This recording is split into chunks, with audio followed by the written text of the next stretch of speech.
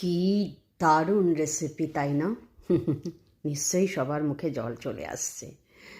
আমি লঙ্কার একটা দারুণ রেসিপি নিয়ে তোমাদের সাথে শেয়ার করলাম।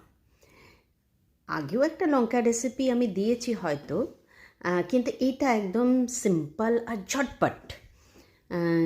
বাস আমি না বাজার থেকে 1 কিলো লঙ্কা নিয়ে এসেছি, সবুজ আর লাল।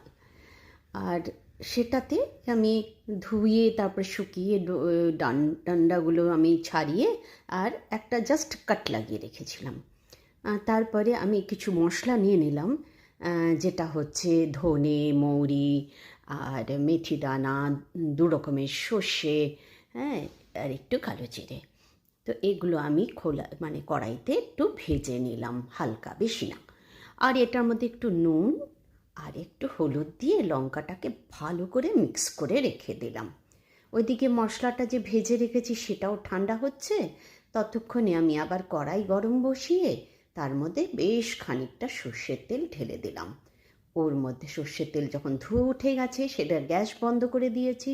তারপর যখন নর্মাল টেম্পারেচারে এসছে তখন আমি একটু কালো জিরে, কাশ্মীরি লাল লঙ্কা পাউডার আর হিং এটার মধ্যে দিয়ে ভালো করে মিক্স করে নিয়েছি।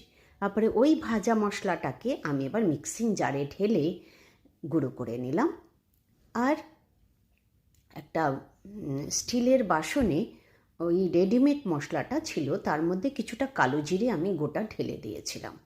এবারে এই মশলাটা যেটা আমি ঘরে বানিয়েছি সেটার পাউডারটাও ঢেলে দিলাম। এবারে দুটো মিক্স করে গরম তেল যেটা করে রেখেছিলাম ঠান্ডা হয়ে গেছে, সেটাকে এর মধ্যে ঢেলে দিলাম আর ভালো করে চামচের সাহায্যে মশলাটাকে মাখিয়ে নিলাম।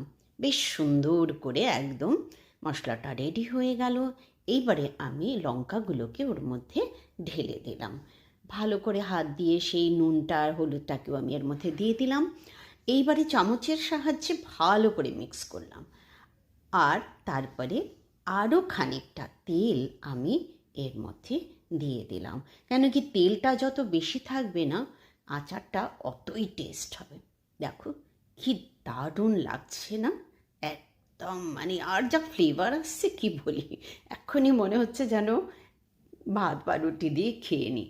এটা বেশি দিন ওয়েট করতে হবে না, 2-4 দিন পরই এটা খাবার মতন হয়ে যাবে। বাস আমি একটু জাস্ট লেবুর রস দিয়েছি, সেটা তোমাদের দেখাতে আমি পারিনি। তো হয়ে গেল আমার লঙ্কার আচার। তোমাদের কেমন লাগলো জানিও, আর আমার চ্যানেলটা সাবস্ক্রাইব করো।